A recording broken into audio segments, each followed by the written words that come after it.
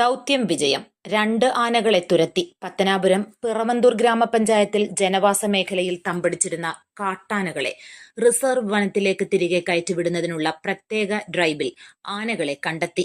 ആനകളെ ചാലിയേക്കര 6 കടത്തിവിടാനാണ് ശ്രമം. കറവൂർ അലിമുക്ക് കാരിക്കുഴി ആനക്കുളം ജനവാസ മേഖലയിലാണ് കഴിഞ്ഞ കുറെ ദിവസമായി ആനകൾ തമ്പടിച്ചിരിക്കുന്നത്.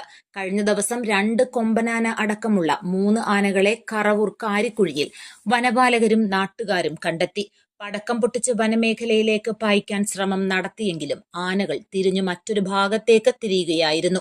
ജനവാസ മേഖലയിലുള്ള ആനകളെ വരും ദിവസങ്ങളിൽ നിരീക്ഷിച്ച് വനത്തിലേക്ക് കയറ്റിവിടുന്നതിന് നടപടി സ്വീകരിക്കുമെന്ന് പത്തനാപുരം MLA ജ്യോതി കുമാർ ചാമക്, ഗ്രാമപഞ്ചായത്ത് president Shirley Gopinath, DFO YM Shaji Kumar എന്നിവർ പറഞ്ഞു. അലിമുക്ക് അച്ചൻകോവിൽ പാതയിൽ വാഹന നിയന്ത്രണം ഏർപ്പെടുത്തിയിരുന്നു.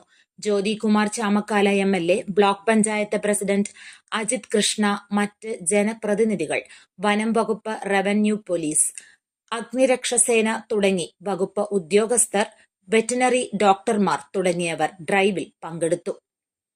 News bureau, Pathanapuram. അറിഞ്ഞില്ലേ?